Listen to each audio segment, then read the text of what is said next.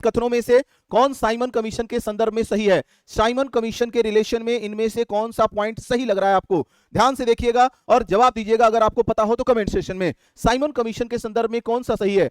Statement दिया है आपका, स्टेटमेंट है, पहला स्टेटमेंट है भारतीय नेताओं ने उनके विरोध किया था, बिल्कुल सही है। साइमन कमीशन के संदर्भ में सही है। भारत के जो लीडर्स थे उनका विरोध किए थे, उनकी नियुक्ति 1991 एक्ट के क्रियान्वयन की पूछताछ के लिए की गई थी, ठीक है। उसके अध्यक्ष जॉन साइमन थे। नेक्स्ट अगला, संघीय प्रकार के सरकार के लिए संस्तुति की गई थी, ठीक है। फेडरल टाइप की गवर्नमेंट के लिए इसको रिकमेंड किया गया था। अब जरा ध्यान से समझेंगे इस क्वेश्चन को और बताएंगे कि क्या इसमें से सही है, ठीक है। साइमन कमीशन का नेतृत्व कौन कर रहा था? पहला क्वेश्चन है, तो साइमन कमीशन का नेतृत्व बिल्कुल ये जॉन साइमन कर रहा था। कह रहा है कि इनमें से कौन सा साइमन कमीशन के संदर्भ में सही है? साइमन कमीशन के संदर्भ में कौन सा सही है? इसके अध्यक्ष जॉन साइमन थे, ठीक है। अच्छा, एक बात है, अंग्रेज ना भारत में 10-10 साल के लिए कानून बनाते थे। तो भारत की जो आखिरी कानून थी 1919 में थी, ठीक है। अगला आना चाहिए था 1929 में, लेकिन अंग्रेजों के यहाँ चुनाव था 29 में, तो उन्होंने 1927 में ही साइमन कमीशन का गठन कर दिया था।